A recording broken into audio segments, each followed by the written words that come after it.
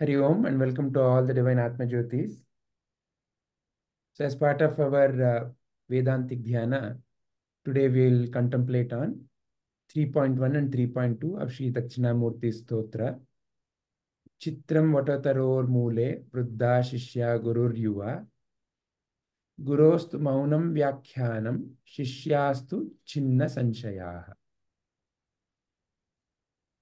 These are the two lines that we'll contemplate today. Who would like to begin with?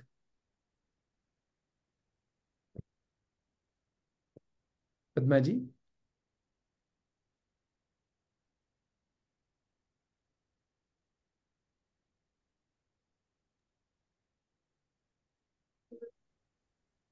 So in this also the reference is made again to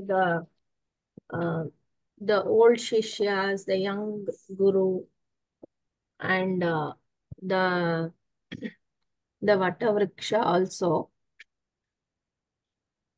Sir, I will also take the next one together, like, yeah.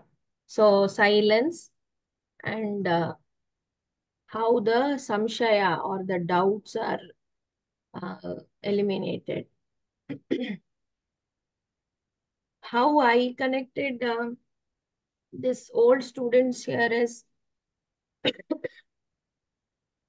they are very why old? Because there is deep-rooted samskaras which are probably from many lifetimes. So in that sense, I connected the old here. So when you have deep-rooted samskaras, it is not easy to come out of it. So you are deep-rooted into identification with something. So the ego is still there. And young Guru, because again, he is established in the self. He is also, one of the qualities of being young is also that you are very attractive when you are young. So I think he naturally attracts everyone to him or the seekers to him because he is eternal, he is young, he's emitting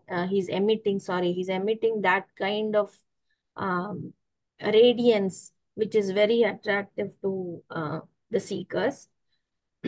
Taught in silence, here I connect the silence, something which cannot be described in words, hence the silence. It is beyond words because again words is something which is the result of the mind and the sense organs put together. So this is something beyond words. So that is where that is how the silence here is coming into picture. And Shissyaas-Tuc-Chinna-Samshayaah, through that silence itself, Ajnanam is disappearing, it is dispelling from them. So that is how I am connecting. But how would you answer? So, how can doubts be severed in silence? Does it mean that Dakshinamurti was silent and they somehow got to know the answer? No, I think here, see, when you are silent, when there is nothing to say, you are mostly in a meditative state also, isn't it? So in meditation, see, everything is one. We are all connected. It is one reality. So say me and someone else. For example, let us take you. If we both are in a same room and we are just sitting, not talking to each other, still we can sense the energy. Say you are going through some pain. I can sense it. I can connect to it. So without you saying anything, I think that is what is meant here. Beyond words, beyond the mind and senses, what they can interpret, there is something beyond that which connects us all. And if you for you have to be silent for it to connect, because in the commotion of the mind, it cannot be heard. There is no way you can hear it when your mind and sense organs are active. But when you are silent, uh, you can sense it. For example, even when you sit in meditation, you don't need your eyes or sense organs to know that someone has entered the room. You know it. You know it. Even if the doors are open, you can still feel the presence of someone in that room. You can sense it. So that is how I think, sir. So through that silence, he can communicate. I think again, it's a limitation of our conditioning that we think that things can be conveyed only through speech and hearing and listening. All right. That's your viewpoint. Wonderful. Yes. Yeah. Thank you, Padmaji. Thank you, sir. Who will go next? Ashwini ji, you have a viewpoint? Sorry. Yeah, Shubhaji, please. Yeah. It's indeed a strange picture to behold, is what it is said, because that strange picture here is usually we see old teacher and young disciples, but it's a strange thing that the guru is young and the disciples are old. So what the young guru represents here is the ageless attribute of consciousness. Age is only for the mind and the body, not for the consciousness.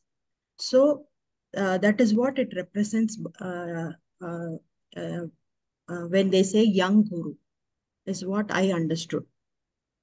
And the second one, and the whole session of between is happening between the guru and the shishya is in silence.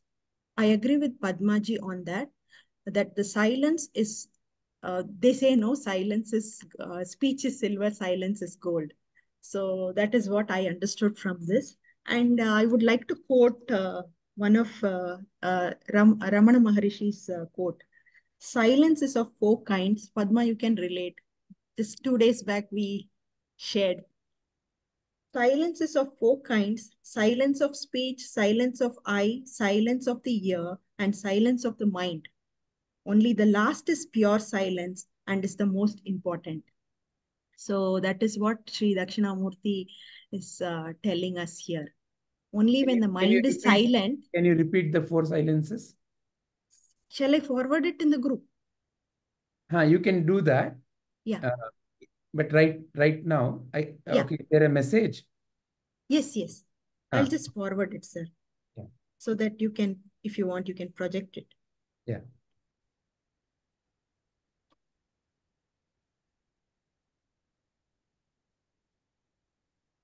So currently we are contemplating on that, sir.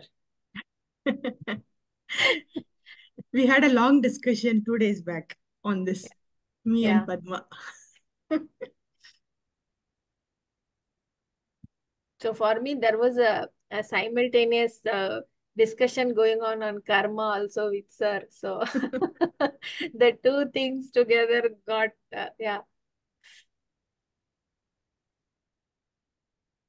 Yeah, go ahead, Shubhaji. You can see it, right? Yes. Yes, so how would you like to explain this? Your entire WhatsApp message is coming. That thing not is that not message. projected. Oh. Can you click the open the picture? Okay, then I should share, is it? Yeah, I think so. Now? Yeah. So in this, he says silence of the mind. That's what Padmaji was also saying. Only that is pure silence. When there is pure silence, then automatically the message is conveyed, is what I understood from the second shloka. How do you relate to the four silences here? What do you understand, or what do you mean by silence of the speech, of the eye, of the ear, and the mind? See, the first stage would be silence of the speech, eye and ear. It's all senses, right? Only when there is silence of the mind will we have some clear understanding of what anything or everything is going on in our life. So that is what me and Padmaji connected. So we need to have the, what is that?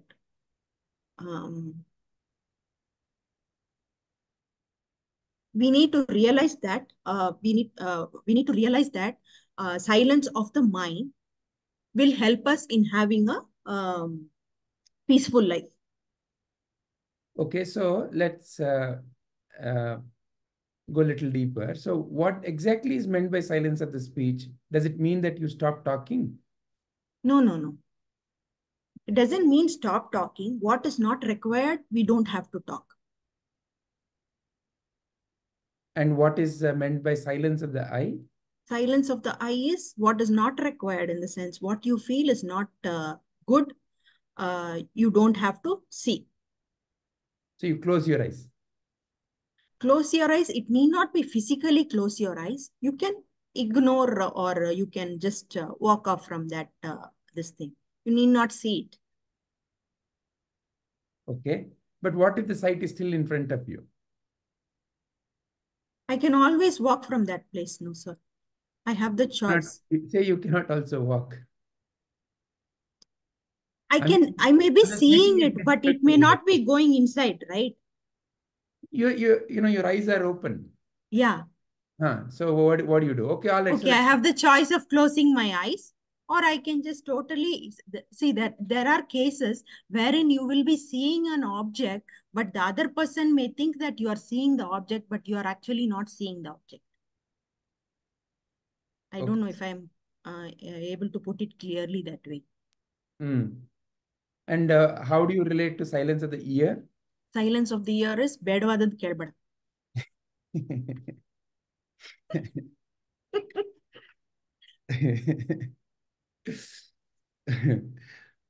ಬೇಡವಾದನ್ ಮಾತಾಡಬೇಡ, ಬೇಡವಾದನ್ ನೋಡಬೇಡ, ಬೇಡವಾದನ್ Exactly. Yes. Okay. Then see, when we listen to all the things that are not in tune with what we think, no, that is when all the conflict happens. Okay, and how do you silence So the mind? How do you what is the silence of the mind here? Silence of the mind is yeah, it can be through meditation, or it can be through your mantras which you love, or it can be through songs or bhajans, whatever. So automatically the mind calms down. All right. That's how you relate. Okay. Yeah. Anything more? No, sir, that's it. I don't know if I am right, but this is what came to my mind. No, it doesn't have to be right. There's no need to be right. Then, you're leaving the left and they will feel bad. Sir, here, what she referred to as not seeing, not hearing, you can also take it the opposite way. Like, what is conducive to you? You can hear that. What is good or conducive to everyone? You can speak that. We can take it that way also. For example, in a situation where you might need to be say something, you don't have to be necessarily rude. You can say it in a beautiful way.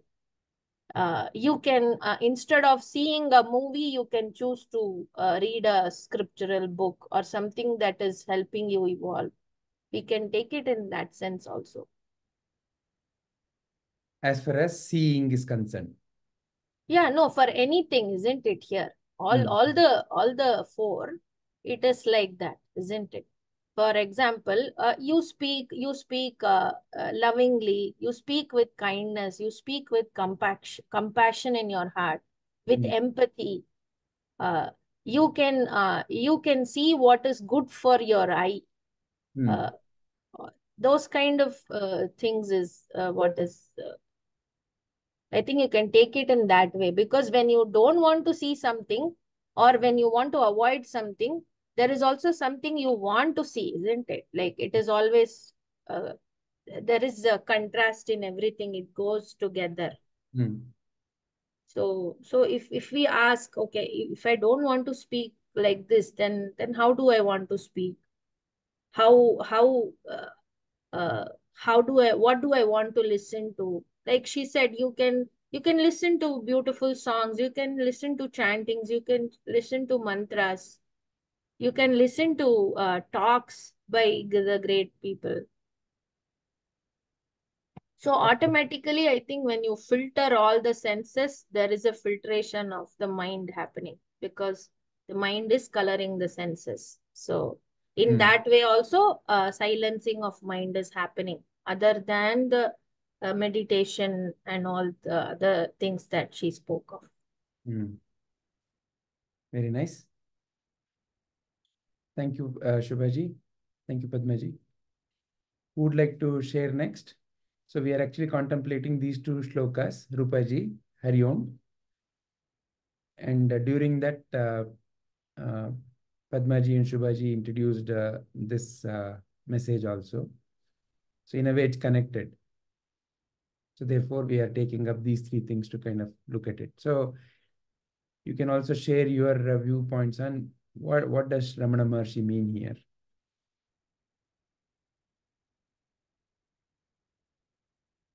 Ashwini ji, would you like to share your views?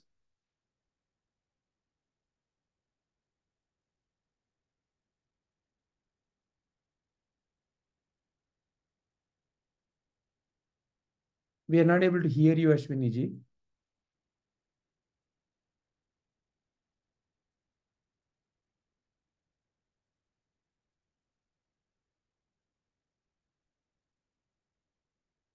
We can see your video, but unable to hear you yet.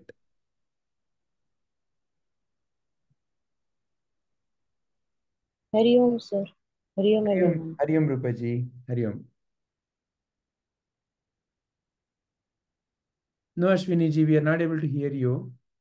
Really sorry about that. Until she figures out, who would like to share? Shailaja ji, what is your viewpoint?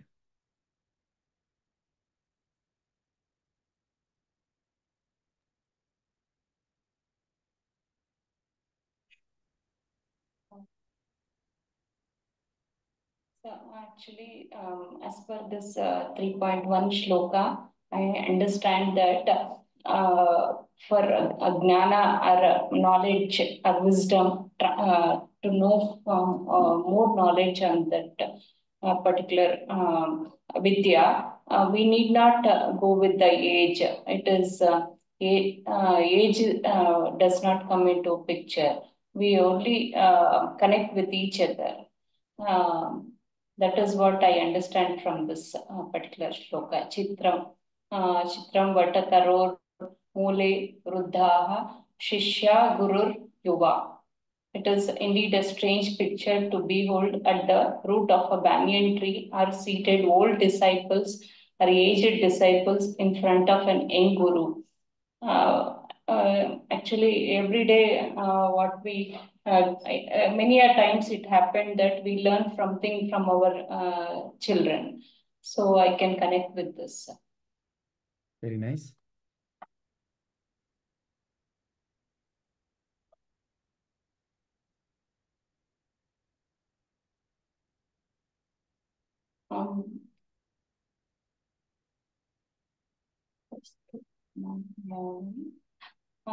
We can in this and what Shubhaji brought that information is like a quote is very nice, which we can connect with this.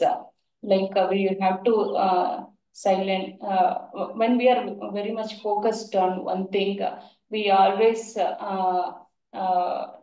do not which we can connect with this particular quote. Like we are only focused on one particular thing. For example, we are contemplating on this particular shloka, and we are not worried about anything outside world, what is happening, and we are not even bothered, and we are not seeing anything or hearing or talking about anything else. Only we are focused on this particular shloka contemplation, and we are thinking in a deep way. That's what I understand from this.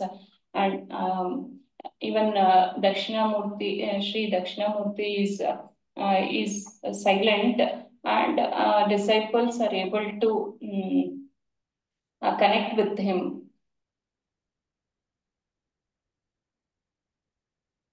Again, here silence, how do you also relate to the idea of the silence? Is it literal silence that he's not No, speaking? sir, no, it's not a literal silence. Okay. Can you expand on that thought?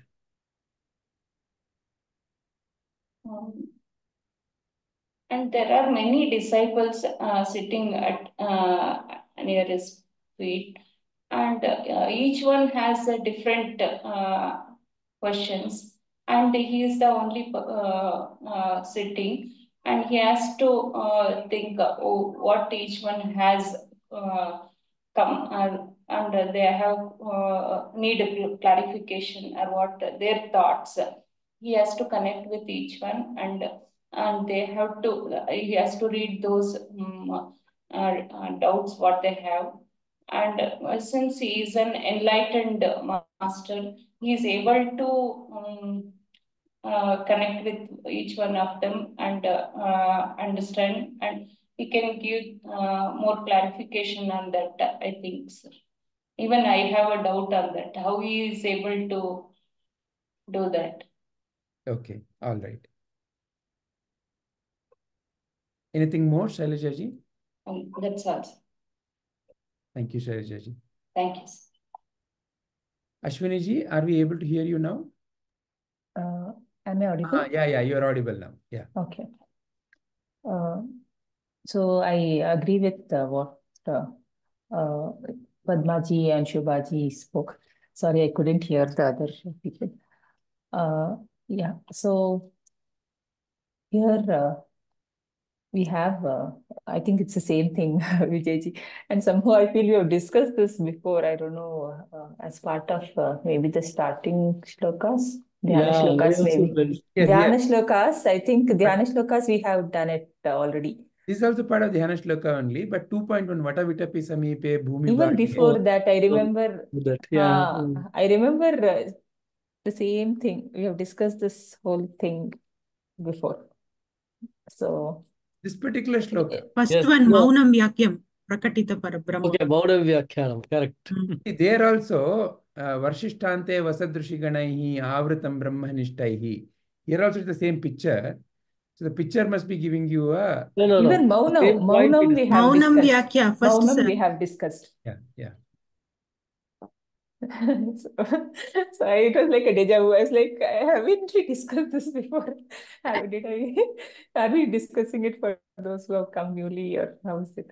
Yeah. So that's what Sri Dakshinamurthy is young in not in age, but yeah. Not as no, that's what exactly what Padmaji and Shubhaji said, not with respect to age, but he's timeless, and all the disciples are they're old in the sense old disciples, aged disciples, because they're I think we have so many things in our mind. We have this concept of time, age, and all, but actually, that is what fills us up, and that is what makes us aged. Actually, there is the Lord is timeless. He's beyond time. That's what I feel. And his silence, yes. That Ramana Maharshi quote is very, very good, actually. Silence can be, there are so many things that you cannot explain in words. So this is a tattva which is much beyond words. Only when your mind is silent, you will be able to grasp it, because it's something beyond this dimension. And when you sit in presence of an enlightened guru, automatically there is a peace comes within you. You become silent. Even if there are, so see, also, it's not just, there are two things. One is the Guru's silence doesn't mean he's simply sitting. He is silent. That means his whole being permeates that silence. So when you sit in his presence, one is, of course, see, if our mind is very turbulent, the Guru will teach us. He'll teach us in a way which we have to understand. So what he does is he will speak. He will speak and clarify all your doubts, and he will bring you to that silence. He will clarify your doubts, and then your mind becomes silent. That is one thing. Or if you're an evolved seeker, so you just sit in his presence, and the energy around him, it permeates into you, and your mind automatically, the turbulence will become calm without any you don't even, your all your questions disappear. It's not finding the answers to your question. The questions disappear. The questioner only disappears in the presence of a guru. So, and how do you relate to this statement from Ramana Maharshi? So this is my understanding. So silence of speech, like they said, you don't. There is this one, no? Saying, whatever you speak for the good. I'm forgetting the saying. Just try to recall it. Okay, when I recall, I'll tell you. Are you talking about Satyam Bruyat? Yes, exactly. Satyam Bruyat, Priyam Bruyat, something like, no, which is not, whichever is good for everybody, you speak something which is good for Priyam. Even if it is unpleasant truth, you still, even if it is unpleasant, you can tell it in a way which is pleasant. It doesn't mean that you should not oppose anybody or not like that, but you tell it in a way which is conducive to everybody. So that is, maybe if you know the whole shloka, can you tell it? It's a very beautiful one. I'm not able to recall. We can... Satyam Bruyat, Prayam Bruyat, Na Satyam, something that, Na Satyam, something like that. Yeah, here. Satyam Bruyat, Priyam Bruyat, Na Bruyat Satyam Apriyam, Priyancha Nanratam Bruyat, Esha Dharma Sanatanaha. Speak the truth that is pleasant, never speak the truth that is unpleasant, and never speak the untruth even if it is pleasant.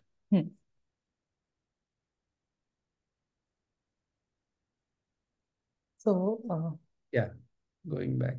Yeah. So, you speak whatever is, that is silence of the speech. You speak something which is good for everyone.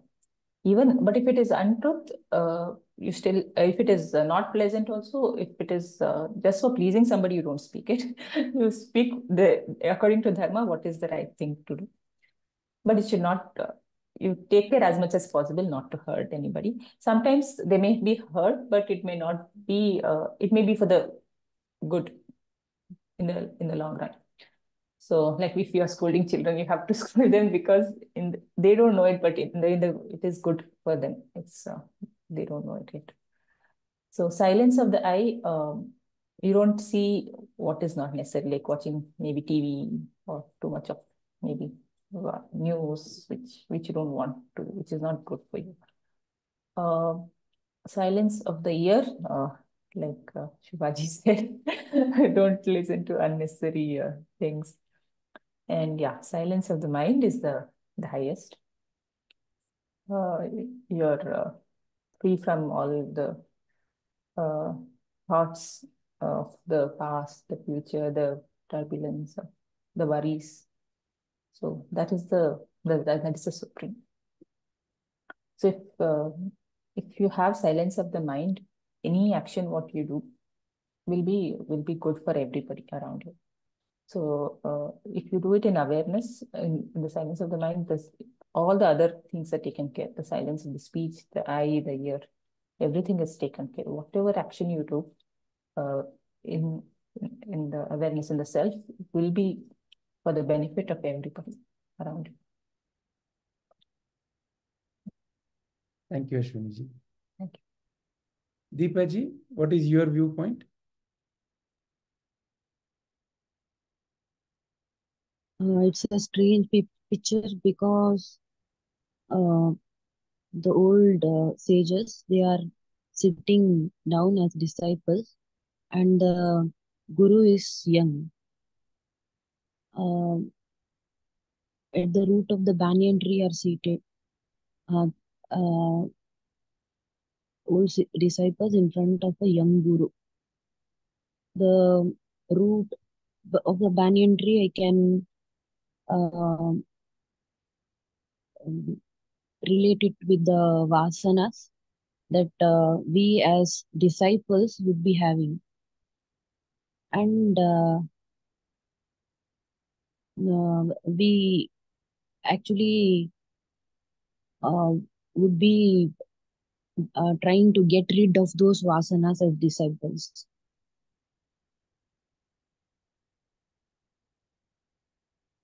That's it, sir. Okay. I didn't understand this, sir. When the guru is silent, how can we understand anything? Sure.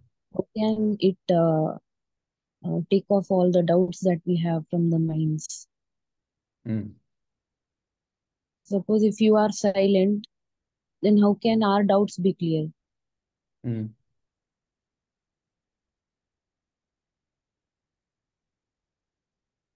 Even if we are trying to meditate, how can it remove the doubts? How can it calm my mind? Those doubts will be going on in the mind. Valid. Okay, we'll address that. Anything more you have on this? No, no, sir. And how do you relate to Ramana Maharshi's statement? We have those three monkeys. Do not speak, do not see, do not hear, do not hear.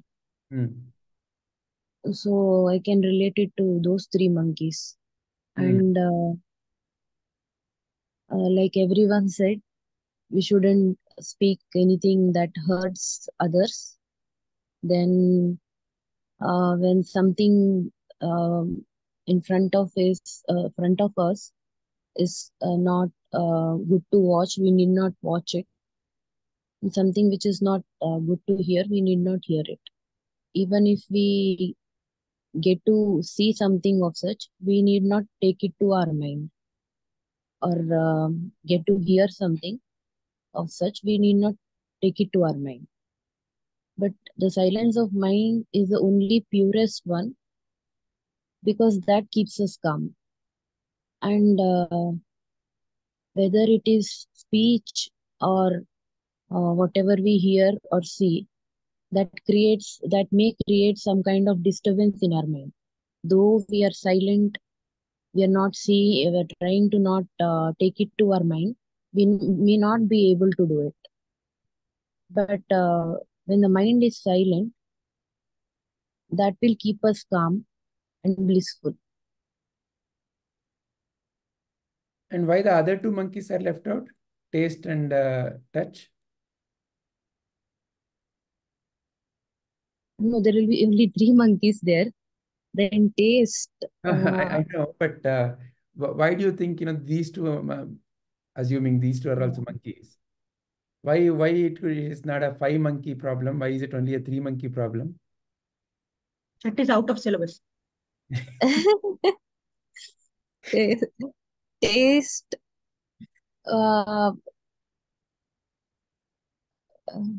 We cannot live without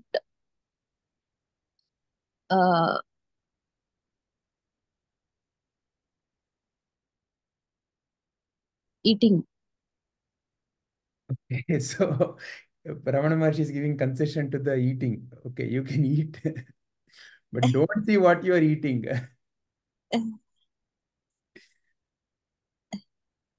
You can touch, but don't ever hear the sound of your eating.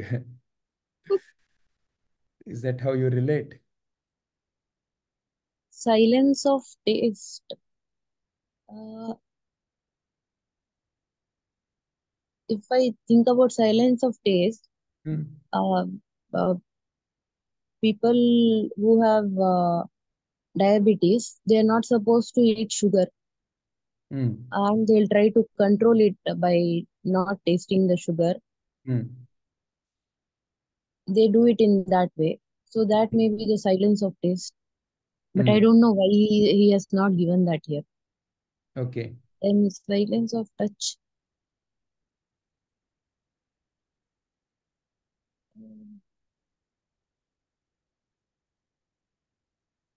No, sir, I don't.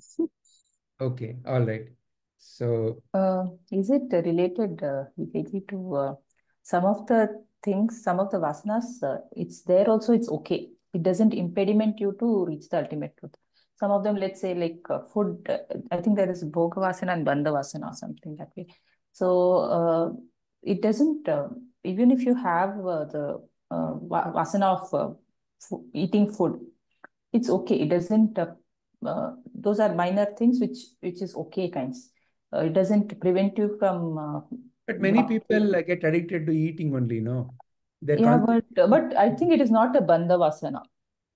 but most It of is their life is revolving around eating. these are more important. These are Huh? the if you have these, I guess, are more important, and if these are done, then that is like So you should okay see kind. some people, their day revolves around what did I have for morning? What am I going to eat for afternoon? So it's all about food and food and food. So then where are you looking for But anything no, else? if you do these, I think that will drop off automatically, probably. Okay, so that's your logic. Okay. Sir, is But it because, sorry, okay, Ashwini, go ahead. even Raman, and then of course that is a different thing. Even Ramakrishna Paramahamsa, he purposely kept that vasana of food. Hmm. He used to like to eat different kinds of food. He used to always ask Sharada Devi, Hmm. Hmm. what is there today? But that he purposely kept it so that he can, his body will, he has some vasana should be there to listen. Of course, that is not related to what you said about people eating Hmm. food mindlessly. But maybe that is a lower thing, which is kind of okay. These are the more important things, I think. Okay, that's how you feel it. Okay. Yeah, Shubhaji, you were saying something? Yeah, is it because eating is self for the self, unlike like speech, eye and ear, you're Hmm. hurting someone else with that this thing. Eating, you're eating for yourself, so it is self-inflicted. Maybe that's why he didn't include it. But then I thought the same. But then silence of But the it's ear, how speech does it also you're hurt others? inflicting, no, yourself. Yeah, for example, I'm sure, whenever you yelled at your husband, how have you felt very nice? No. Yeah, so you're inflicting. So anything that you do, you're inflicting first within yourself. So when Yes, you yes, speak, that's true. you Yeah. first create that feeling within you. Ah, So yeah, correct. So equally. that, yeah, correct. All right. Ashwini, you were saying? Sorry, sir, I missed that thing. What is missed? Like the tongue, is it? The taste or No, two monkeys are missed. One is Taste the and touch. taste monkey and then the touch monkey. Why is there no silence of the taste and silence of the touch? I think it is taken care of, no? How? Okay. The silence of the touch is left out because the first aspect before the touch is the eye. Okay. Only what you see you can touch. Hey, Okay, how there come? is no Even if question you of close, touching the Alama, even if you close your intangible. eyes, even if Sorry? you close your eyes, the wind can touch you, or somebody can touch you, even if you close your eyes. Yeah, that is them touching you, isn't it? But Huh. essentially how I connect touch, just like all seeing is not bad, all touching is not bad, isn't it? So that is not the question. The question is, no, here when we talk about silence, we want to eliminate something, isn't it? We want to eliminate what is not impacting you or affecting you or distracting you. So is the taste not impacting? That's why I quoted the example. Many people are addicted to food, taste of food. But Vijayji, this is like originating from you, all these things. Originating? From you. So as Padmaji said, if the eye is controlled, these are derived next levels. Which eye are you talking about? Eye, seeing. Seeing. Once the seeing is controlled, then the derived ones. Eye is a different journey only. So then, if that was the case, somebody like again, I don't know, but I'm just using as an example. Somebody like Helen Keller, who couldn't see, who couldn't hear, must be thought of as a enlightened being, right? Because all she had was the taste, the sense of the touch and the sense of the taste, and that's how she learned how to communicate with the world. She started touching and feeling, and then slowly she developed vocabulary, and she could speak, though she could not hear, but she could speak. She would keep her hand near to her teacher's mouth, and whatever the sound sensations, she would feel it on her skin, and that's how she learned how to speak. Yeah, that is to communicate, to live, but we are talking about like indulging. Right? Exactly. So why those indulgences are not taken care here? Or is it left out? Not just here, Vijay. Even in those monkeys also, only 3 monkeys are there normally. There are no 5 monkeys. This is your creation. Vijayji wants to say, question that. Vijayji has added 2 extra monkeys. Now suddenly I have seen 5 monkeys also, Vijayji. Is it? But normally it's only Bura mat suno, Bura mat no. Only 3 are there. Okay. Now I think also I think these are the main inputs, I feel. No. The strongest ones. No, that's actually, what I wanted to ask another one. What about the sense of smell? Because I don't need to see or hear, but if I am in the kitchen, the smell comes in. Yeah. Good. All right. So let's hear to our Shilpaji. Shilpaji, what do you have to say on this topic?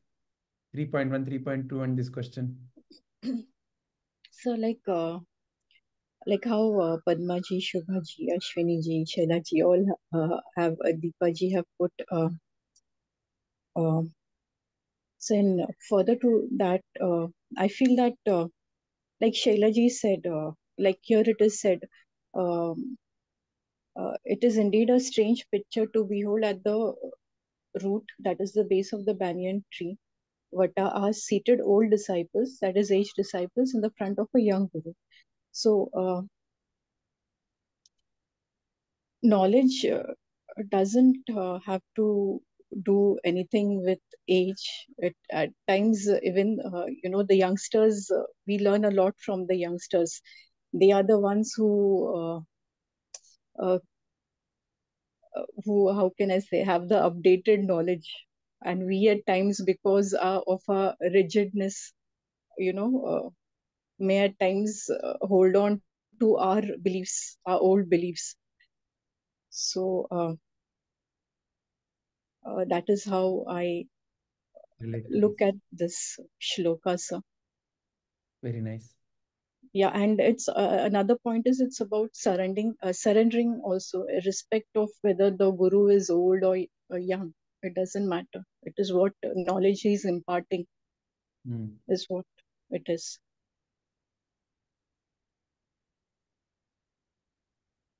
So for me, here silence equates to peace. So like Ashwini ji said, like in the presence of the guru, our mind automatically becomes silent and peaceful. But how would you answer Deepaji's question then? So what was the question? So there are doubts in her mind, and she says if those doubts are not expressed, and if the guru doesn't answer them, how can she, for example, if she sits in meditation, The other day we saw this Kung Fu Panda. He's sitting for meditation. Peace, peace, peace. So all he could think of was the food. So, so like that, if the doubt is not removed, what is meditation and how to meditate. For example, if that is not told at all, sit and meditate. Yes. So how will you meditate?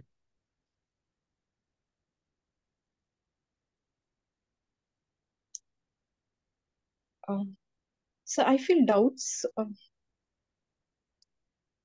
have to be solved. So if you want to, like, if I have certain questions in my mind and I'm not at peace because the questions are not answered. So yes, yeah, my questions have to be answered so that I can be peaceful, or So I don't know how to answer that Guru has to speak. Yes, sir. Yeah. Then how could he Guru teach silence? Yes, sir. Yeah, I agree. Guru has to speak. So then what Guru is meant here then? Silence. He spoke in silence. Or he severed the doubts in silence. He spoke what is relevant. He spoke what will help uplift you. Unnecessary words were not used. That is how you read it? Yes.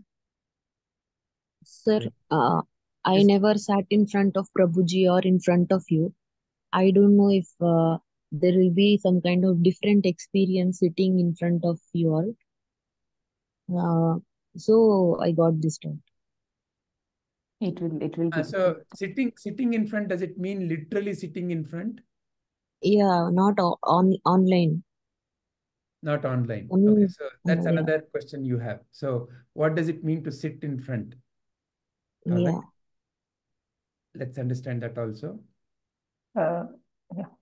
Yeah. Go ahead, Ashwini ji. You want to? No, we'll take it later. Maybe you can take that as a question then in that case, Vijay. Note it in your that question. What is it to sit in front? Is it required to sit in the presence physically, or what does it mean to sit? So that we can, because that itself will take some discussion.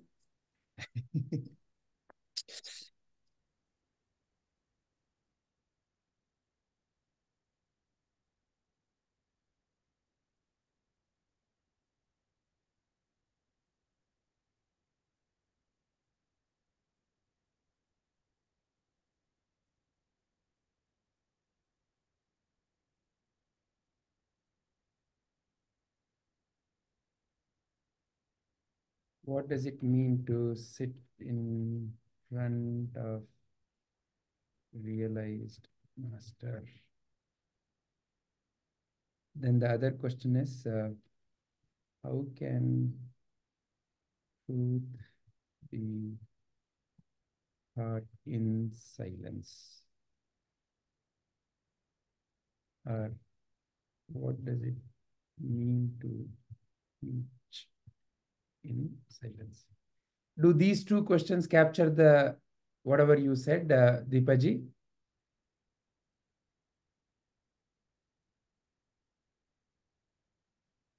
Deepaji, are you there? Sorry, yes, sir. These are the doubts. These are the two doubts, right? Yeah, all right. We'll come back to that. Shilpaji, you have anything to share on this? So yes, silence of speech is if you don't have anything nice to say, not to say anything at all. Then silence of I and silence of ear would be to see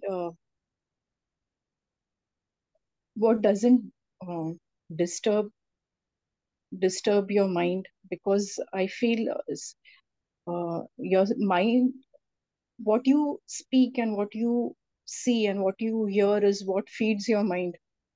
So for the silence of mind, you need to have control over what you speak, what you see, and what you hear.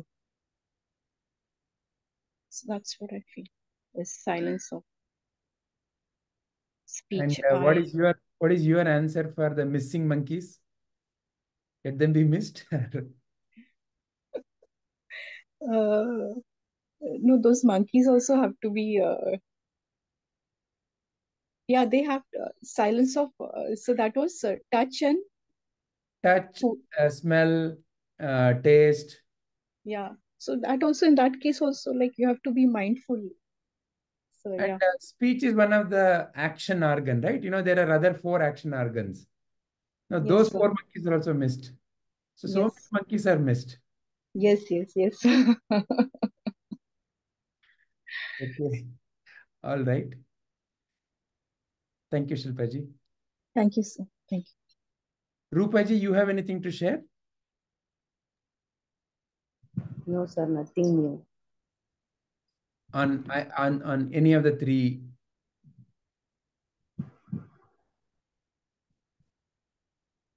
No, sir, I have the same thing that everyone has shared. Okay. All right. Sarananji, you have anything to share? Yeah. So on the age being used, it's the way I see it is more like um, figure of speech. It's not literally age.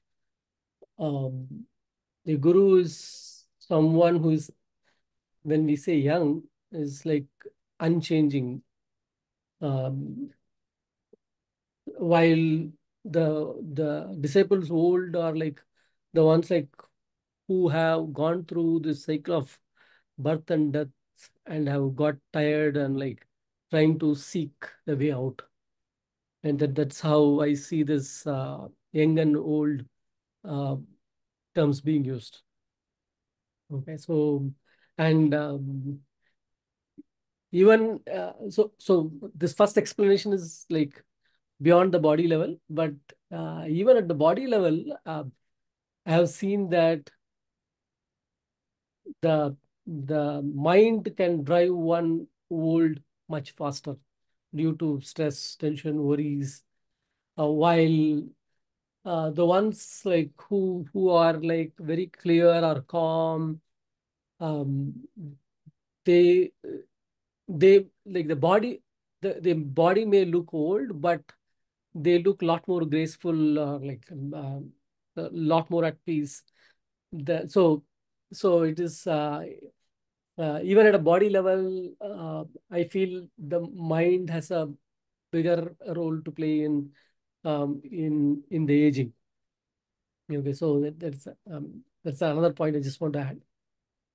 Right? And so receiving with the silence of mind, I remember from the last discussion also, silence to me is the purest form of communication, because it is unpolluted.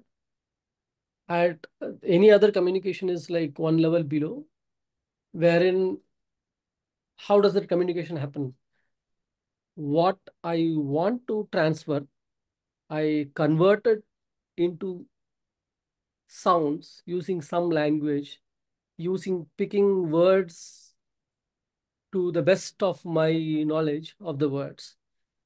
And that sound travels, and the listener again has to receive the words.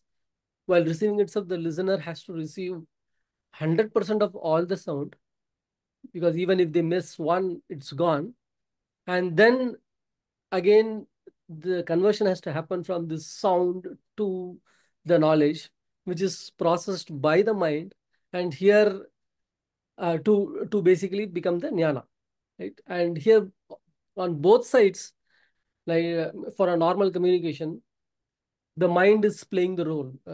When I am talking, the color of my mind, the state of my mind is like coloring what the knowledge or the words I speak, and the same way, the state of your mind is coloring what you receive as well. And the only way one can it is diluted at multiple levels, and so it is like far from the purest form. So then how do you get the purest communication? Is not using this channel at all. Then how can I get the knowledge? Right? Definitely, yes. And there are real examples as well. Let's take the case of baby and mom. There is no communication happening through words. The baby is not talking, but the mom can feel it, feel the baby, what is needed, and like, can take care. Right? And so when one is tuned completely, you can just uh, get what's going on. Right? And the other reason I want to eliminate the mind is, to me, it's like, how do I process, how do I acquire knowledge? I read or I listen, and the mind is constantly interpreting it and then putting it. So it's like, to me, it's like this mind is this small bucket which is pouring the jnana. When can I pour ocean of knowledge through this bucket? Will never be able to. And the only way is like, I need to um, uh, I have to avoid, or like I have to eliminate this. Right? So one way is basically transcending the mind to get that. Or the other way to see it is um, purifying the mind, in which case the mind becomes more like a pure conductor and it doesn't process at all. It is just there, and the communication is happening. Right? So, and that's on the silence. How doubts are clarified? Where is the doubt coming from? The doubt comes when the mind is inspecting the knowledge. When the knowledge itself is complete, the mind has no questions. So for me, it is about how do I complete that full knowledge. Because if I keep the mind as the interpreter, there will be always questions, because mind is at a lower level. You can never give the ocean of knowledge to this small bucket, right? You will keep questioning. The only way is you transfer this knowledge, and then when the mind gets up, it has no questions, in the sense it looks like everything is clear. It looks like when I have a full meal, I don't get the feeling of having even a small piece of my favorite food anymore. It's like that then that knowledge is complete. There are no more questions. Right? That's one point I noted. And the last one, another example I want to give, the communicating via silence, telepathy. Um, uh, uh, you this is for that distance one, not in person. Okay, so I think I'm sure everyone would have gone through it. You think about someone a lot, and then like you get a call, and like you say like, how how did you decide? Like, how did you call me, or why did you call me? It has happened, right? And at least I have experienced it, and I'm sure people will have their own experiences as well. So it is basically, to me, it's still again uh, uh, tuning to that other, and establishing the channel, and let the knowledge flow, and the communication happens. We don't need to use words all the time, and and and always the language is more of a barrier most of the time, because you are searching for the right words to carry the right meaning, and it is the two entities are interpreting through the mind all the time, right? And you're trying to constantly explain, or that like, I meant this, not that. So the more silence you use in communication, you can still always do it. I'll stop there. You have anything to share on the missing monkeys? So I think as I was noting down, the monkeys were not seen, so I missed them totally.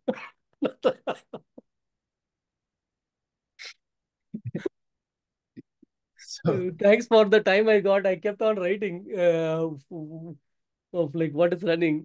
So I missed the monkeys. These are the orphan children. Nobody cares about.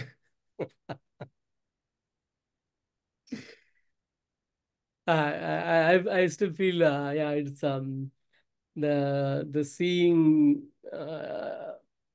hearing, and talking, right? You said seeing, hearing, talking.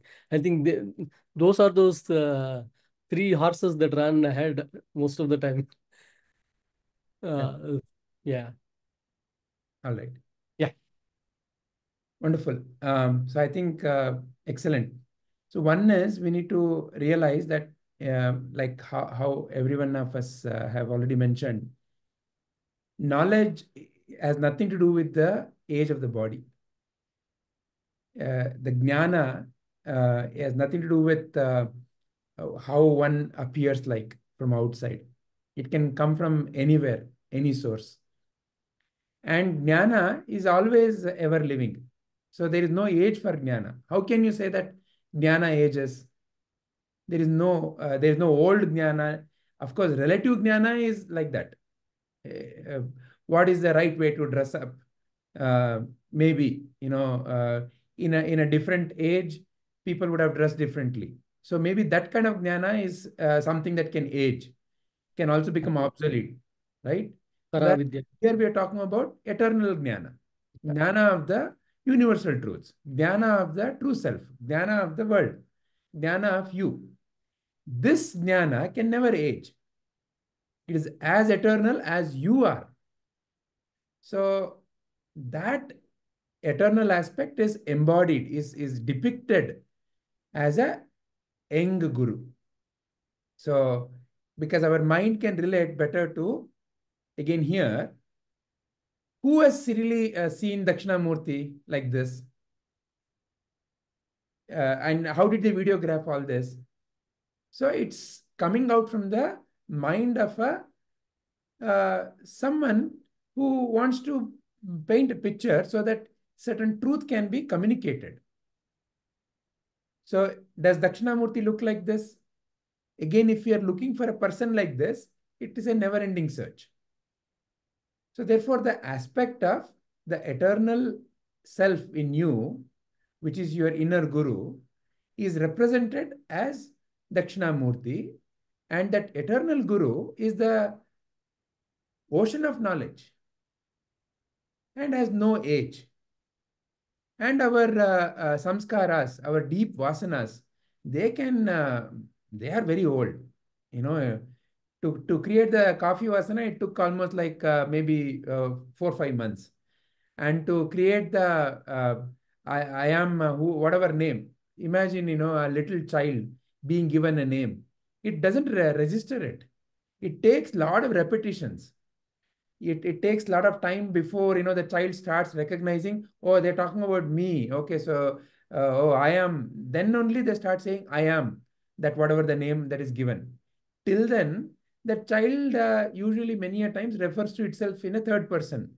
Deepa is hungry, Rashmi wants to sleep, like that. And the child also speaks to it, speaks to the others, referring it to itself in a third person, right? So, in a sense, our habit patterns, they're cultivated and they're old. And only a fresh perspective, that is what is brought by jnana, can dispel that.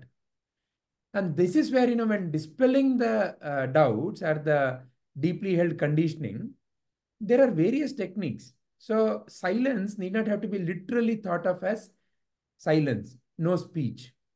Like how Deepaji correctly asked, so how can doubts be clarified?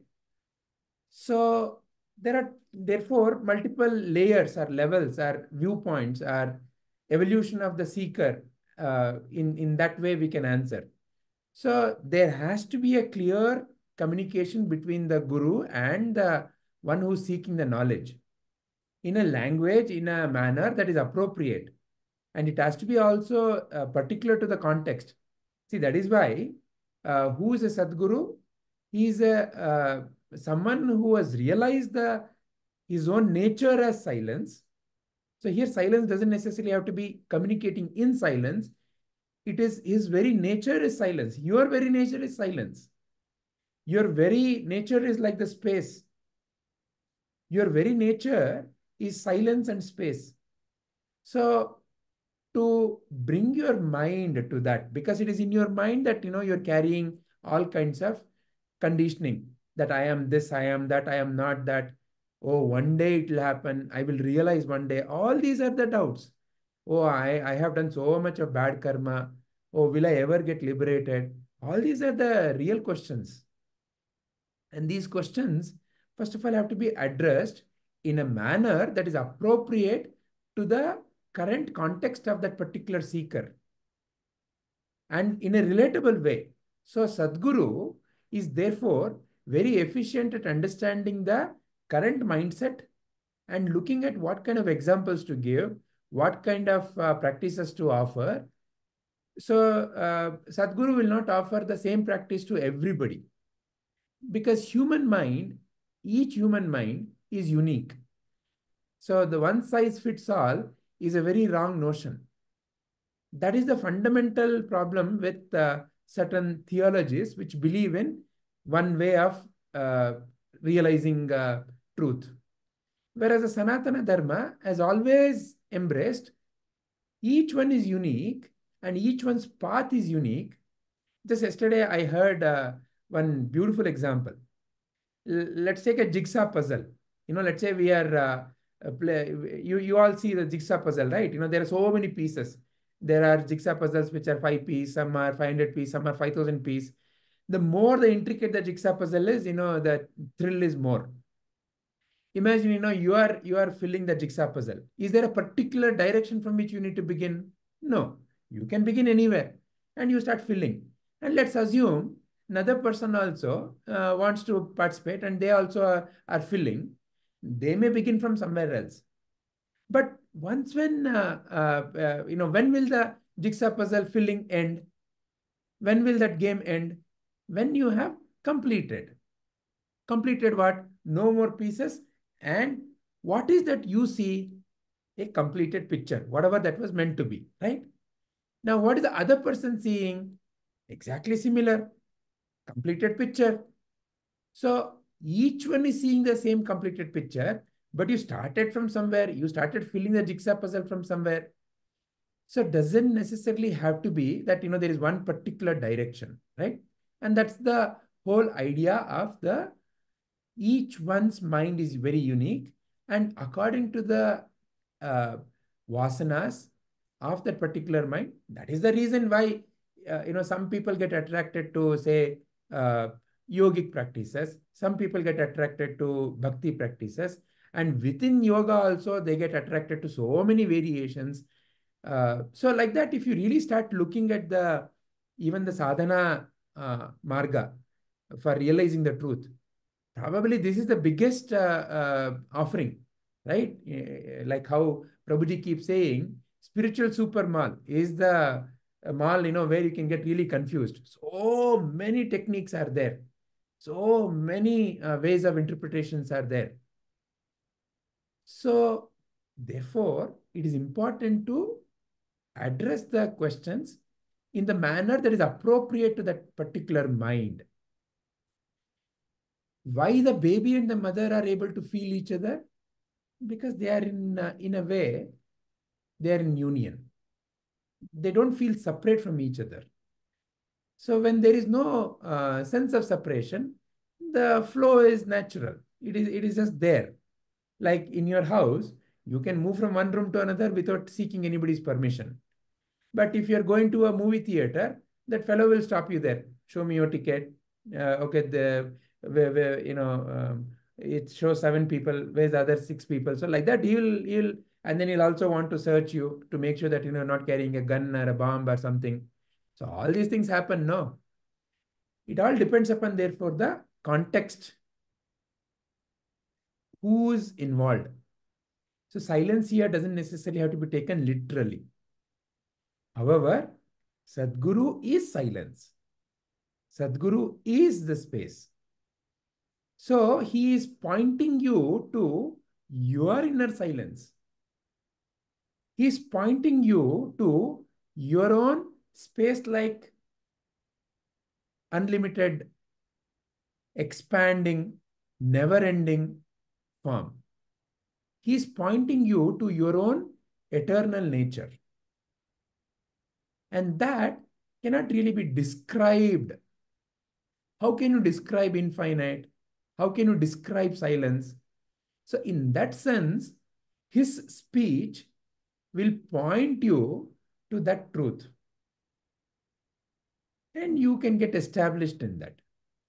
Yeah. So like that, here, Dakshinamurthy, like you, with Prabhuji, the most popular thing is, is question and answers.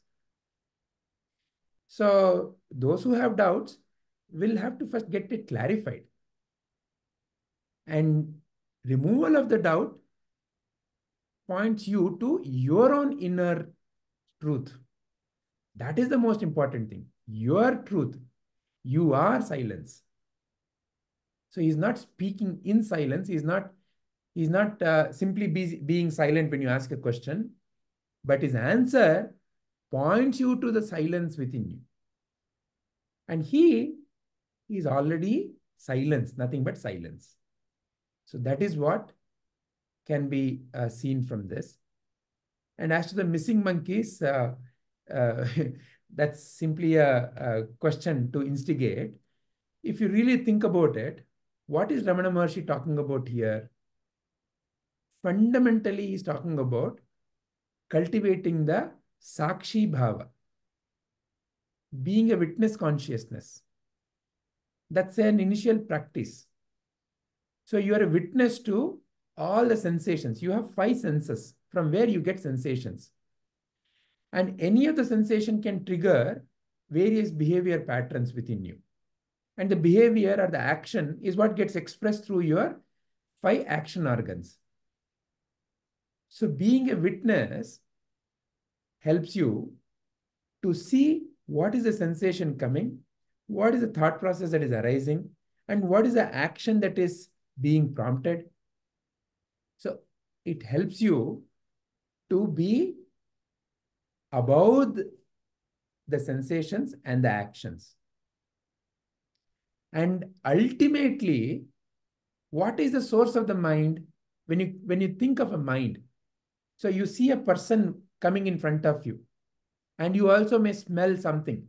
And in your mind, you are already thinking, I don't like, maybe because the person is wearing very ragged clothes and having dirty teeth and red eyes and maybe wobbling a little, and it is maybe dark, and you are all alone standing there. So like that, depending upon the situation, I don't like, right? So who is not liking? I. Who is that I?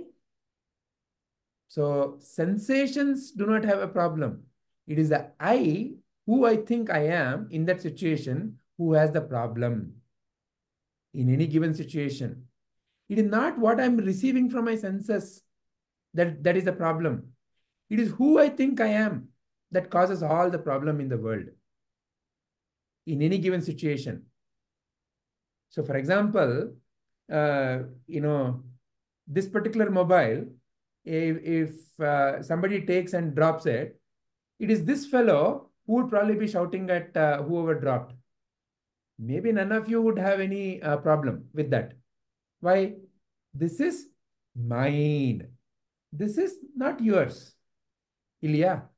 So it is depending upon who I think I am in any given situation that I interpret the sensations, that I enact. So silence of the mind fundamentally boils down to realizing my true I, who I am, and letting go, realizing that all the other roles are simply for the sake of it, for the fun of it. And when I realize I am not the roles, I am that Sakshi, I am truly that silence, then naturally there is a silence. Doesn't mean then Jnani, Sadguru will not be using the mind, will still use the mind very functionally. What is needed will be spoken. What is needed will be seen, will also be smelt. All the 5 sense organs and all the 5 action organs will still be employed. But now they are under the control of the Jnani's mind. The Jnani is not controlled by the senses. So that is the most important silence. Realizing my true nature, letting go, dropping my false I. And that is the stemming, that is the root of everything else. All right. So before we take up the question from Deepa ji about sitting, any further questions or any other points about what has been discussed so far?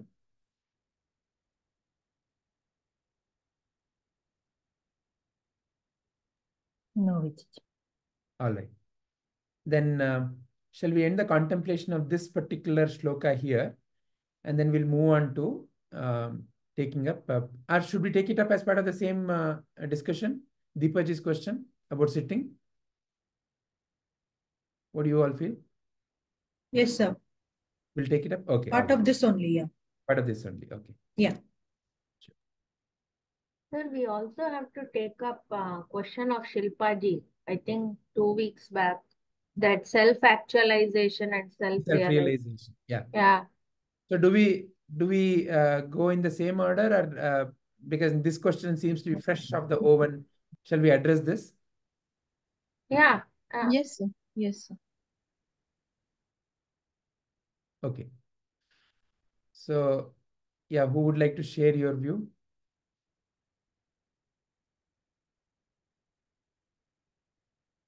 Is the second question still there, Deepaji? No, sir. Okay, It so it's is. the first question that we need to address. What does Yeah. it mean to sit in front of a realized master? Yeah. Yeah. Ashwini ji, you want to begin? Yes, Vijay. So this doesn't have to be when Vijayji said that I realized it. You don't have to really sit in front of him physically. Even you can access the Guru anywhere, wherever you are. You can just Guruji has also see, it's like a frequency. Okay, so anybody who knows I think in one of the talks Guruji talks about this I think spectrum, or I think there is this frequency. Okay, there are this one where if you know the password, you can log into it, let's say. So he teaches, he has taught us a mantra, Om Sadgurudeva Namaha. You can log into that frequency of all the gurus. And when you when you do that, you will automatically become calm. And you can access and all the qualities of the guru, all the thing comes into you. So whenever you are, I think in other, I've heard it in other stories also of Sri Ravi Shankar's some students, the children got lost, and then the intuition, then they thought of the guru, and you know what to do. So at least for us, the Guruji says that's what you just think of Guruji. You tell Om Sadguru Devaya Namaha. You can get connected to him, and you will know the right thing to do. So that is one thing. But also sitting in front of Guruji also. It's like a consecrated place. Okay, like you have a temple. Why do you go to a temple? You can access the Guru everywhere, right? You can access God everywhere. Then, but why do you go to a temple? Because a temple is a place where there is energy. There is a consecrated. It's a consecrated area, a place where there is more energy. In the idol there's been a pran pratishtapana, or the idol has been energized. So in such places, when you go and you sit in a temple, you would have realized in a temple you feel much, you feel very calm, feel very peaceful. All the turbulence goes away. So in such places, you are more calm, right? You calm down. So these are high energy centers. That's why we go on a pilgrimage, we go to temples. So also a realized master is a living temple. So in front of a realized master, in Guruji's presence also, we all feel that, all the students, you sit in front of him, all your your mind calms down. And also there's a joke also so in this one, when Guruji asks, do you have any questions in the class? Everybody was joking. Guruji, in front of you, we don't get any questions. We have to step out of the 7-1-2 and then we will get questions and then you have to come back. Because that is what all of us have felt, all the students there. When he says, do you have questions? Your mind is, you don't have any questions. So, only when you come out again, the mind, all the things start coming back, all the troubles, all the things start coming. But when you're there, it's just you forget everything. Not forget, it's not there. So both points, sitting in front and not, also accessing everywhere. One more, that's what an example of also, let's say wind is everywhere, but under a fan you feel it more. So similarly, God is everywhere, but when you sit in a temple or in front of a realized master, you can feel the presence. You can feel the energy more. This is what. Wonderful. Thank you. Who else would like to share?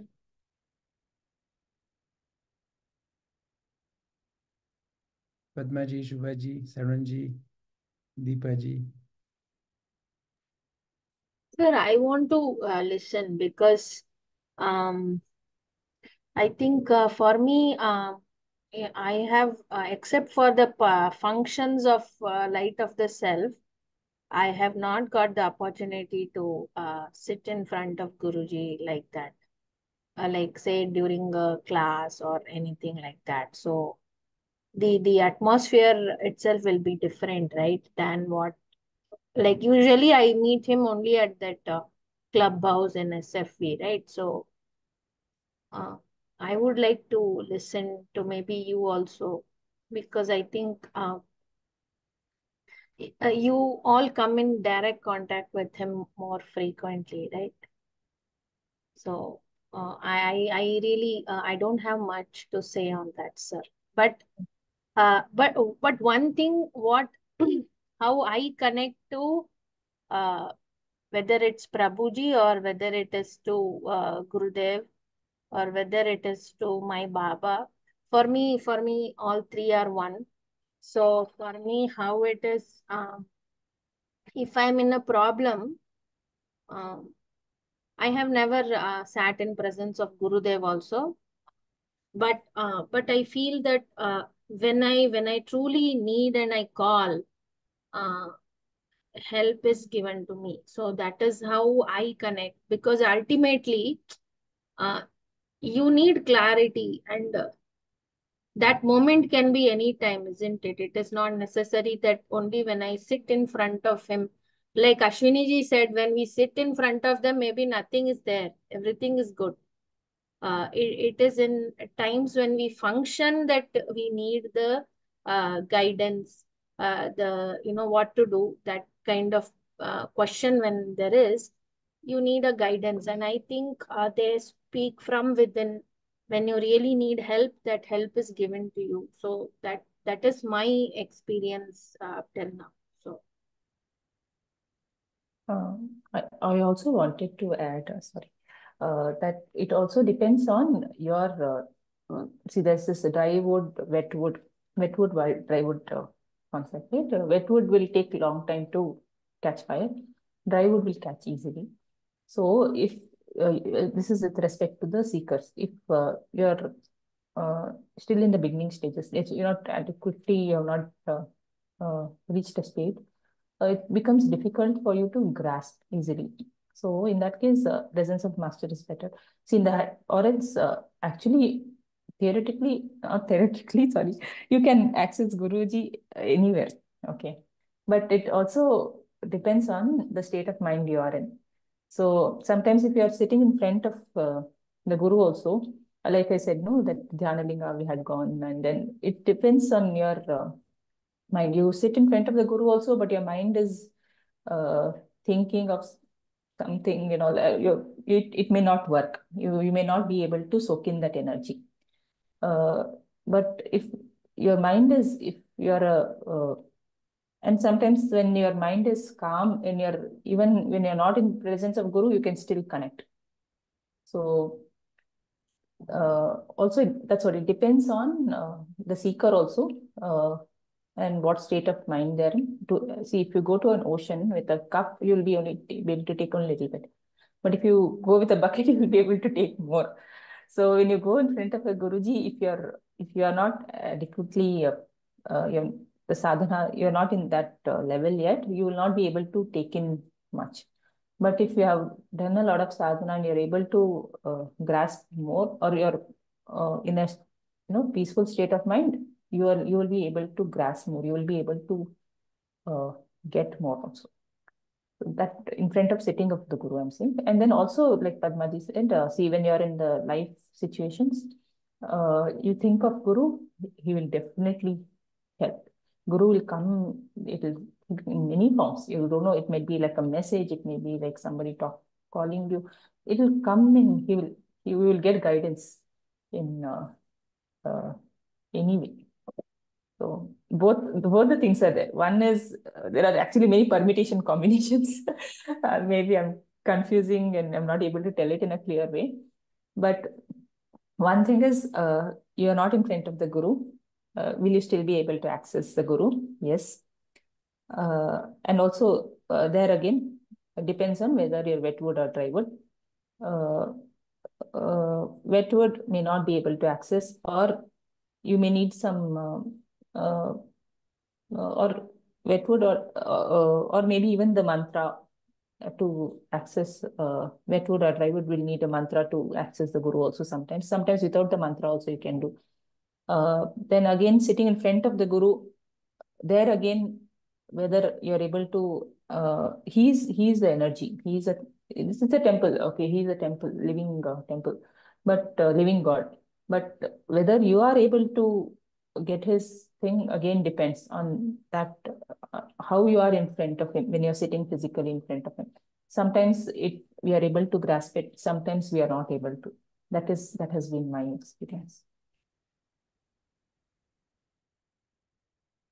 Sorry. Sarvanji, how would you like to share your views?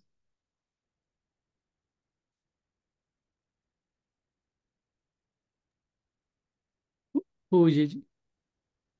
Sarvanji, you. Oh, Yeah. okay. Yeah, so yes, Sat. So what is the teaching is that Sadguru is in you, and for a beginner who is who cannot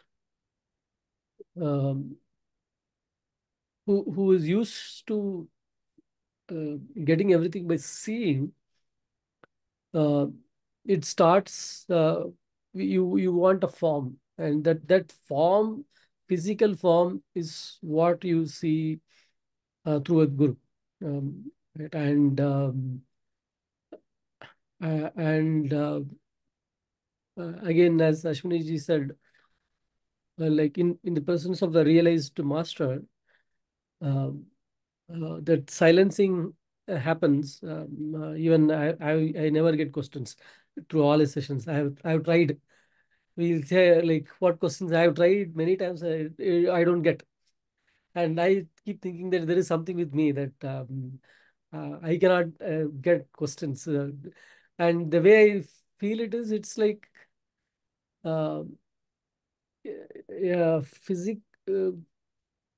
a Sadguru in physical form is like that pure mirror where like you just see your real self, um, and that's why one feels that peacefulness or completeness or calmness, whatever. And you can see this in the real life, where when you are with some negative being or form, right? You feel agitated, you feel more worried, tense, and because it's the reflection is what you see, right? So at the beginner level, it is the one seeks the one like sees or like gets the um or feels the Sadguru through this physical form, and with practice, basically the Guru is guiding towards that Sadguru in you, who's always there. Um, um, uh, when like he's available always when you need, or you can always be with that Sadguru, right? So that is the advanced stage where the Guru is taking you to. He's pointing, his finger pointing is towards that, right? So for as you advance, it's you can sit in silence with the focus on the Sadguru, and I feel like one will be able to get answers to the questions. And, the questions are coming from this mind, and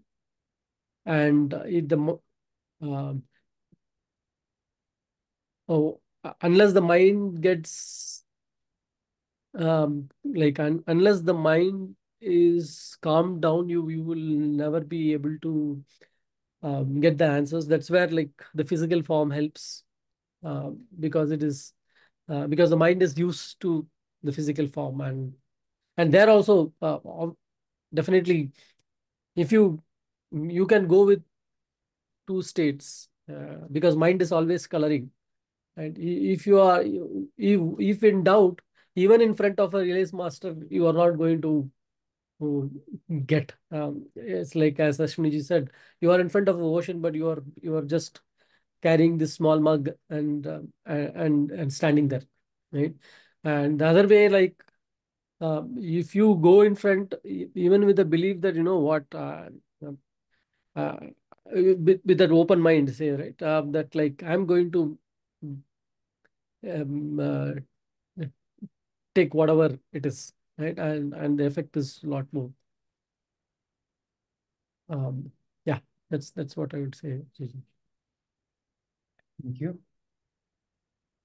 Shailaja ji, would you like to share anything? Sir, it actually, as per my understanding, we need not have to sit physically in front of a realized master, I think. We can just getting connected with the realized master and having faith in the master, it itself will bring a lot of peace within us.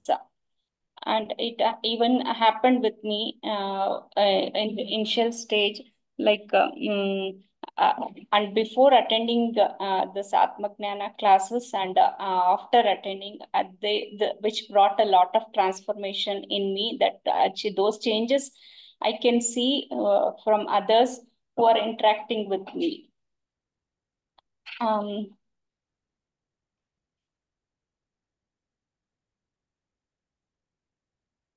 And one more, even I have a question, sir, here. That is in that picture, as per this shloka, that is age-old disciples are sitting at the feet of Sri Dakshinamurthy. And even we can consider the cow which is behind the master, realized master. Why are they not considering that cow? Can we take it as a disciple, or it is also a realized master, part of? Usually, cow is used in spiritual pictures to show a deep faith Karuna. So these are the symbolisms through a cow. And it is behind Dakshinamurthy. So it is part of Dakshinamurthy. So everything is part of Dakshinamurthy. The Vata Vriksha, the disciples, everything is part of Dakshinamurthy in that sense. But in a picture, see, how do you show a quality? There is no way to show a quality other than showing that quality through something. For example, bhakti. How do you show bhakti? So that's where, the easiest answer is, see a bhakta, then you will know what is bhakti.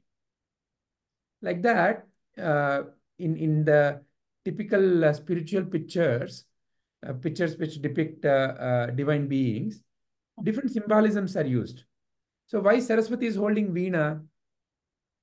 So Veena is a symbol for, that sound itself creates different vibrations and it can bring about transformation. And Veena itself is an instrument of transformation. It is to do with, your mind space. So therefore, that particular instrument has been given. If you notice, each of the divine being has been given some particular ayudhas. So it is a representation of the quality. Okay.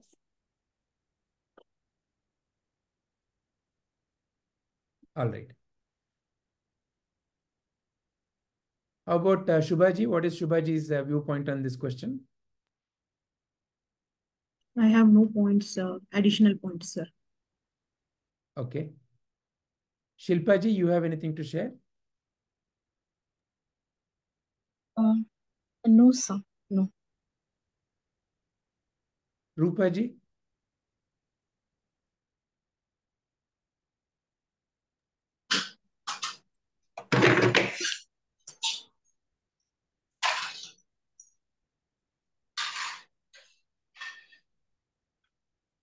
Rupaji, are you there? Yes, sir. Yeah.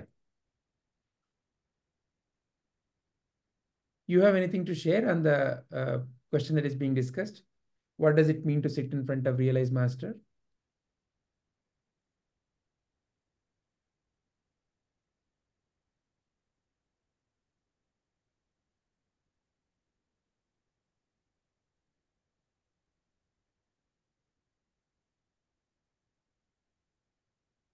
No, sir. All right. So it all depends upon you. It all depends upon me. Like how Ashwini-ji said, ultimately, it is to do with where I am and what I think about reality, what I know about reality, who I think I am, and how deep my belief system is.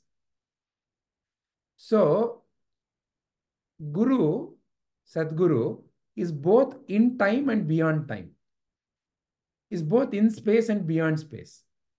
So, in that sense, he is accessible everywhere and is accessible only in a particular location called 7212 in Shobha Forest View in Bangalore. So, in that way, it all depends upon who is answering this question or who I think I am, who's seeking this. So, the Sadguru's presence has a tremendous effect,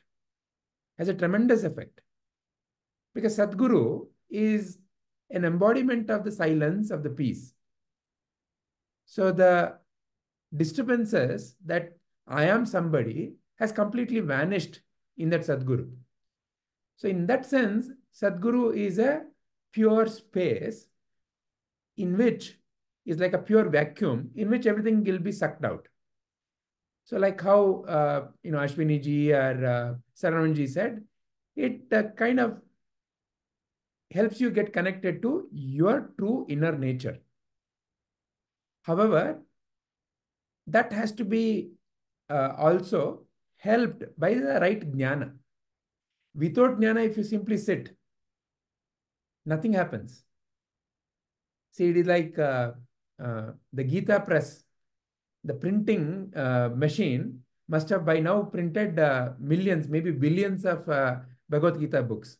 Would you call it an enlightened printing machine? You won't. Why? There is a certain inner transformation that needs to happen. And how does that happen? By you and I seeking. By seeking faithfully. Very important. Faith is important. So you may be sitting right now in front of a realized master, right now, wherever you are. Somebody in your house itself may be a realized master. Do I have the ability or the capacity to realize it? Maybe, maybe not.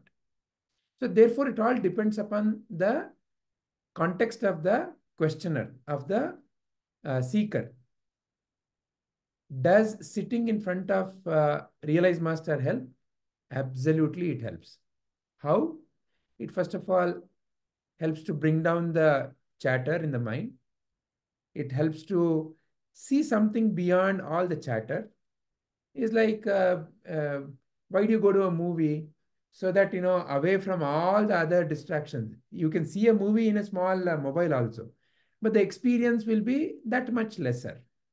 But when you go to a movie theater with all that environment, you have a better experience. So you see it better. You realize it. It helps you to realize better. Does realization depend upon then a particular place? No, there are several examples. But again, it depends upon the context of the questioner. So therefore, a simple answer that it matters or it doesn't matter is not going to be correct. So therefore, what is correct is that, does it help? It definitely helps. Is it in the ultimate analysis, is it really needed? Not really needed.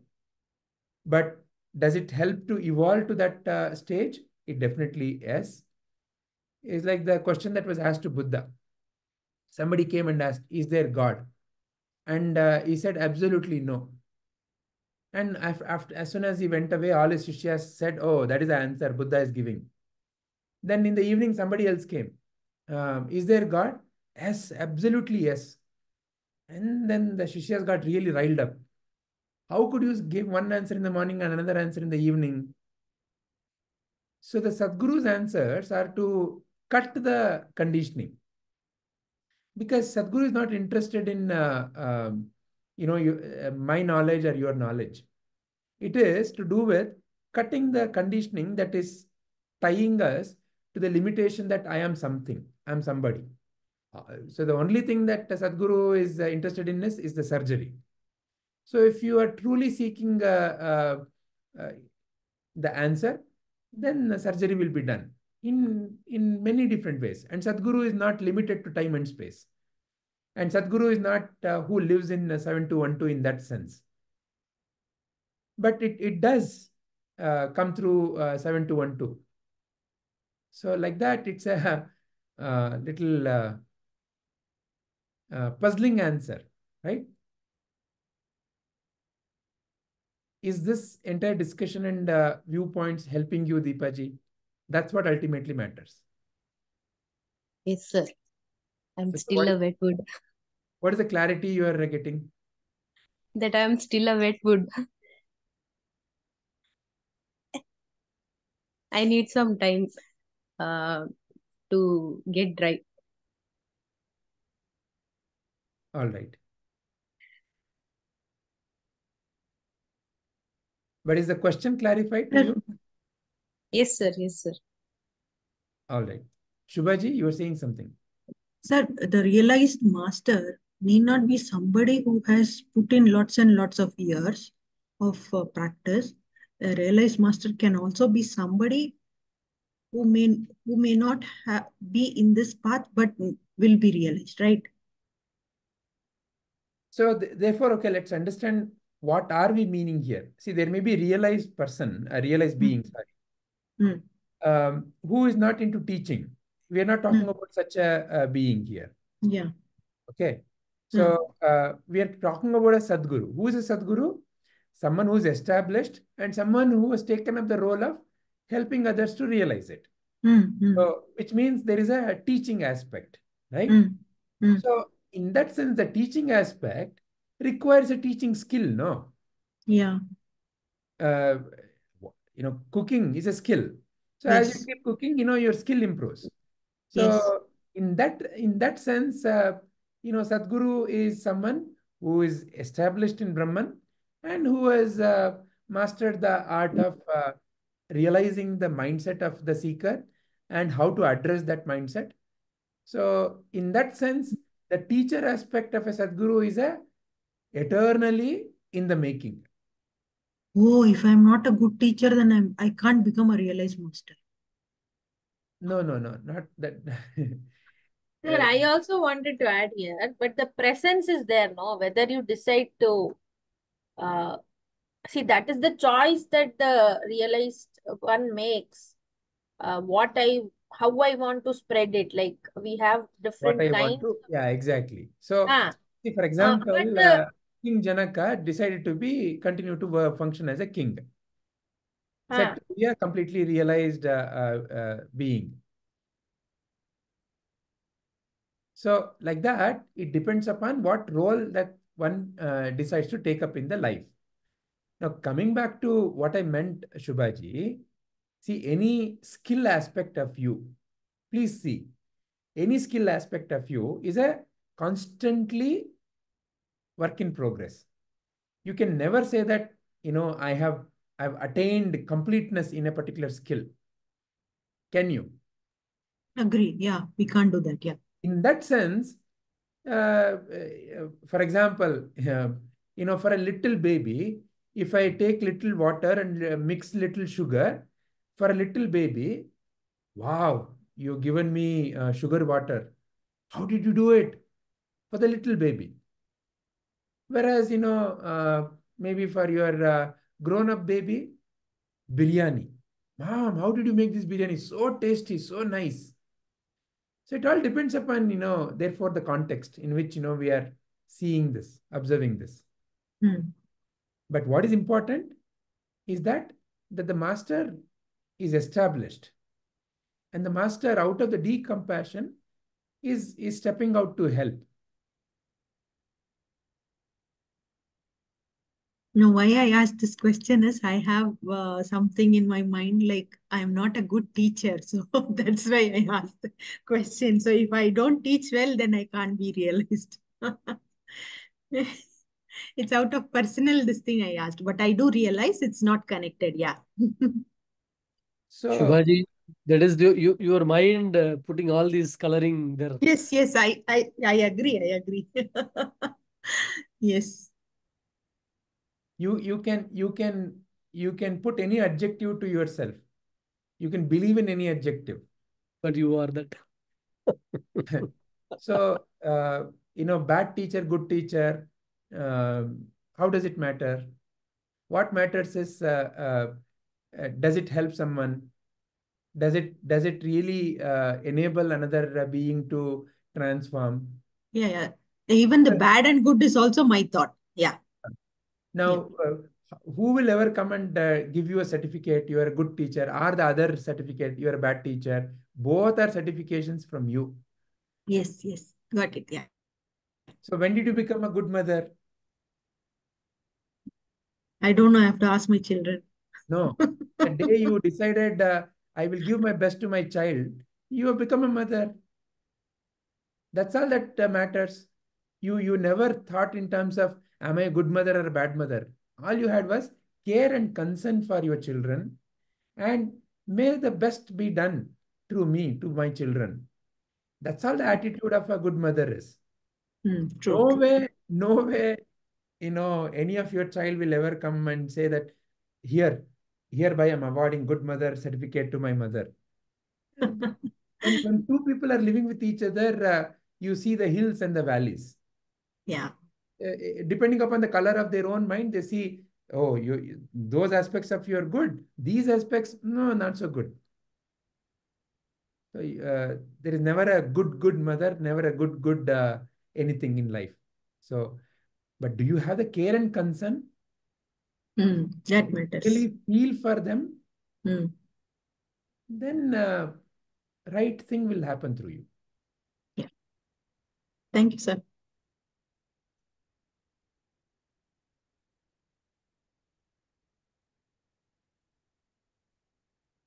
Is there anything else anybody wants to say or ask?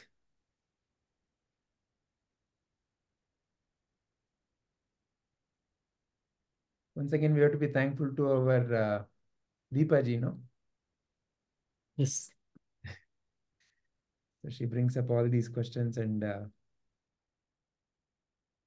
makes us go into the depth of all these aspects.